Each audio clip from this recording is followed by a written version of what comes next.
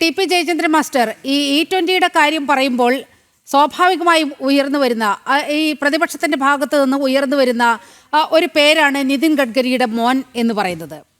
ഈ എഥനോൾ ബ്ലെൻഡിങ്ങുമായി ബന്ധപ്പെട്ട ഒരു ആ വ്യവസായത്തിൻ്റെ ഒരു പുരോഗതി എടുത്തു നോക്കുകയാണെങ്കിൽ 2013 ഇതുമായി ബന്ധപ്പെട്ട് ഗസറ്റ് നോട്ടിഫിക്കേഷനൊക്കെ വരുന്നത്.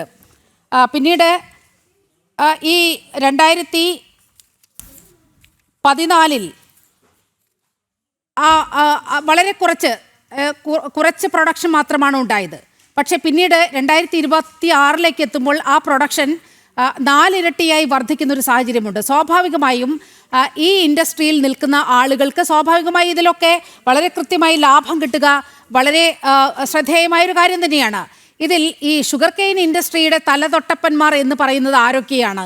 ശരത് പവാർ, വിലാസ് റാവു ദേശ്മുഖ്, ജയന്ത് പാട്ടീൽ, ഇവരൊക്കെ മഹാരാഷ്ട്രയിലെ ഈ ഷുഗർ കെയിൻ ഫാക്ടറികൾ അടക്കി വാഴുന്ന ആളുകളാണ്. സ്വാഭാവികമായും അവിടേക്ക് ചോദ്യം പോകാതെ ഇത് നിതിൻ ഗഡ്കരിയിലേക്ക്, ആ മകനിലേക്ക് മാത്രം ഇങ്ങനെ വഴിതിരിച്ചു വിടുന്നതിന്റെ ഒരു കാരണം എന്താണ്? മകനല്ല, മക്കൾ. അതെ, മക്കൾ. വളരെ കൃത്യമായിട്ട് ഇന്ത്യയിലെ പ്രതിപക്ഷങ്ങളുടെ സമരത്തിന്റെ നാൾവഴികളെ പരിശോധിച്ചാൽ അതിന് വസ്തുതകളുമായിട്ടോ യാഥാർത്ഥ്യവുമായിട്ടോ യാതൊരു തരത്തിലുള്ള ബന്ധവും ഉണ്ടായിരുന്നില്ല എന്ന് നമുക്ക് കാണാൻ വേണ്ടി സാധിക്കും.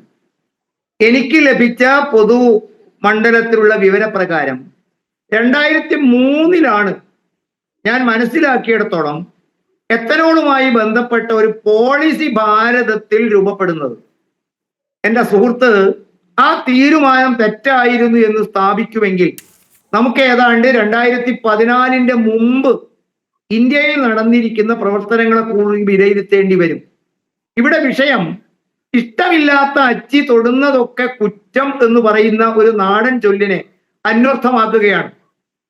2006 5% എത്തനോൾ മിക്സ് ചെയ്യാൻ വേണ്ടി 6 സംസ്ഥാനങ്ങളും 4 കേന്ദ്രഭരണ പ്രദേശങ്ങളിലും ഈ തീരുമാനമെടുക്കുന്നത്. പരീക്ഷണാടിസ്ഥാനത്തിൽ അത് കൊണ്ടുവന്നവരുടെ ഉദ്ദേശ ലക്ഷ്യത്തെ നാം കുറച്ച് കാണുന്നില്ല. പരീക്ഷണങ്ങളും നിരീക്ഷണങ്ങളുടെയും അടിസ്ഥാനത്തിൽ രാജ്യത്തിന്റെ കനത്ത സമ്പദ് വ്യവസ്ഥയ്ക്ക് വിദേശ നാണ്യ ശേഖരം ശോഷിച്ചു വരികയും രാജ്യത്തിന്റെ സമ്പദ് വ്യവസ്ഥയ്ക്ക് താങ്ങാവുന്നതിലപ്പുറത്തേക്ക് ഇന്ധനവുമായി ബന്ധപ്പെട്ട ഇറക്കുമതി തുക മതിയാവാതെ വരികയും ചെയ്യുന്ന സാഹചര്യത്തിൽ ആ ഗവൺമെന്റ് എടുത്ത നല്ല ഒരു തീരുമാനമായിരുന്നു അത് എന്ന് സമ്മതിക്കേണ്ടി വരും. 2013-14 ആകുമ്പോഴത്തേക്കും ഈ പദ്ധതി പരിശോധിച്ചപ്പോൾ മിക്സിംഗ് ഏതാണ്ട് 1.5% മാത്രമാണ് വിജയിച്ചിരിക്കുന്നത്. പദ്ധതി ലക്ഷ്യം കാണുന്നില്ല. ഒരു കാര്യം ശരിയാണ്, 2014 ശേഷമാണ് ഇന്ത്യയിൽ മുടങ്ങിക്കിടന്ന എല്ലാ പദ്ധതികളും ഉദ്യോഗസ്ഥ തലങ്ങളിലും സർക്കാർ തലങ്ങളിലും ഒക്കെ തന്നെ സർവോപരി ശക്തമായി തിരിച്ചു കൊണ്ടുവന്നത്. ഉൽപാദനത്തിലും വിതരണത്തിലും നയപരമായ മാറ്റങ്ങൾ കൊണ്ടുവന്നു. 2022 E10 ബ്ലെൻഡിംഗ് നിശ്ചയിച്ച ലക്ഷ്യം നേരത്തെ പൂർത്തീകരിച്ചതായി കാണുമ്പോൾ, നേരത്തെ ജയപ്രസാദ് സാറ് പറഞ്ഞ മാതിരിയിൽ ആഗോള സമ്പദ് വ്യവസ്ഥയിൽ ഭാരതം ഏതാണ്ട് 1,00,000-ലധികം കോടി രൂപയുടെ വിദേശ നാണയ ശേഖരം സംരക്ഷിക്കപ്പെടുന്നു.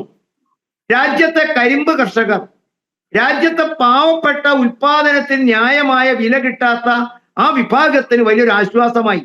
ഞാൻ മനസ്സിലാക്കിയിടത്തോളം കേരളത്തിലെ സ്വീറ്റ് പൊട്ടറ്റോ, മധുരക്കിഴങ്ങിന്റെ ഉൽപാദനത്തിൽ പോലും വലിയ മുന്നേറ്റം ഉണ്ടാക്കാൻ സാധിക്കുന്ന ഒരു വ്യവസായത്തിലേക്കാണ് കേരളവും ഇത് ഉപയോഗപ്പെടുത്തിയാൽ നടന്നെടുക്കുന്നത്.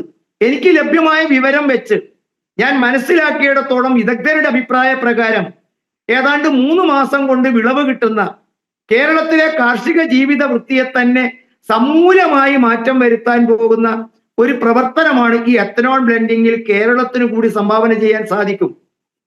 അത് കേവലം മഹാരാഷ്ട്രയ്ക്കോ പഞ്ചാബിനോ ഹരിയാനയ്ക്കോ മാത്രമല്ല, തകർന്നടിഞ്ഞ കേരളത്തിലെ കർഷക സമ്പദ് വ്യവസ്ഥയ്ക്ക് ഹ്രസ്വകാല വിളയായ സ്വീറ്റ് പൊട്ടറ്റോ പോലുള്ള ഉൽപാദനത്തിന് ഈ സംരംഭത്തിന് വലിയ സംഭാവന ചെയ്യാൻ വേണ്ടി സാധിക്കും.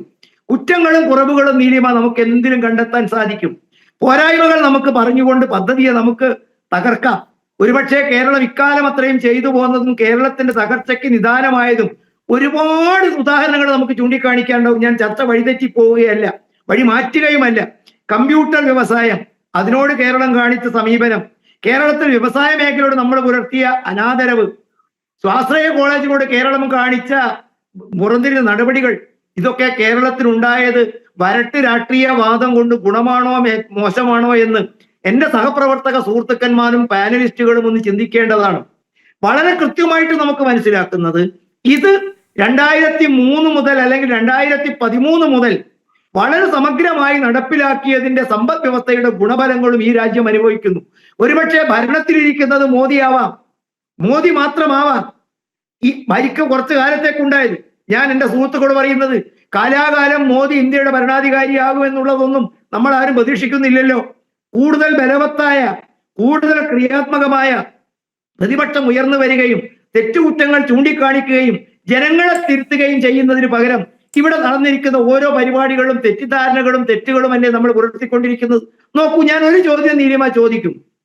എന്തായിരുന്നു കോക്രോച്ച് ജനതാ പാർട്ടിയുടെ ആഗമനത്തിൽ അവർ പറഞ്ഞ ലക്ഷ്യങ്ങളായിട്ട് അവർ ചൂണ്ടിക്കാണിച്ചത്? അവരുടെ ലക്ഷ്യത്തിൽ എവിടെയെങ്കിലും ഇതുണ്ടായിരുന്നോ?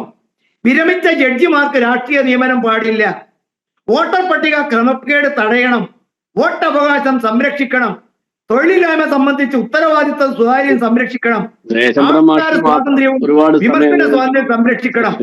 ഇത് പറഞ്ഞു വന്ന കോക്രോച്ച് ജനതാ പാർട്ടിയെ സമരത്തിന് അനുമതി പോലും ഇല്ലാഞ്ഞിട്ട് പോലും നമ്മൾ ശ്രദ്ധിക്കേണ്ട വാക്കുകൾ ഇതാണ്. ഒരു ജനാധിപത്യ സംവിധാനത്തിൽ നീലിമ സമരം ചെയ്യാനുള്ള സ്വാതന്ത്ര്യം എല്ലാവർക്കും ഉണ്ടാവണം, ഉണ്ടായതേ പറ്റുകയുള്ളൂ. കോക്രോച്ച് ജനതാ പാർട്ടിക്കും ഉണ്ട്, യൂത്ത് കോൺഗ്രസിനുണ്ട്. പക്ഷെ ഇവിടെ നടന്നത് എന്താണ്? ജനാധിപത്യ മാർഗത്തിലും രാജ്യത്തിലെ നിയമവ്യവസ്ഥയ്ക്കും അനുകരിക്കാൻ അല്ലാഞ്ഞിട്ട് പോലും കോക്രോച്ച് ജനതാ പാർട്ടിയുടെ തലവൻ എയർപോർട്ടിൽ ഇറങ്ങിയപ്പോൾ സുരക്ഷിതമായി അദ്ദേഹത്തെ ജന്തർ മന്ദിറിൽ എത്തിച്ചു. നീണ്ട ഒരുപാട് ദിവസം സർക്കാരിന്റെയും ഞാൻ അങ്ങയിലേക്കാണ് വരുന്നത്, അങ്ങയിലേക്കാണ് വരുന്നത്.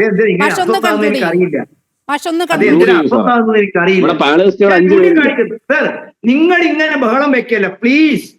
സംവാദമല്ലേ, കേൾക്കാനുള്ള മനസ്സല്ലേ സഹിഷ്ണുത എന്ന് പറയുന്നത്. തെറ്റുകുറ്റങ്ങൾ എന്നെ വഷളാക്കിക്കോളൂ.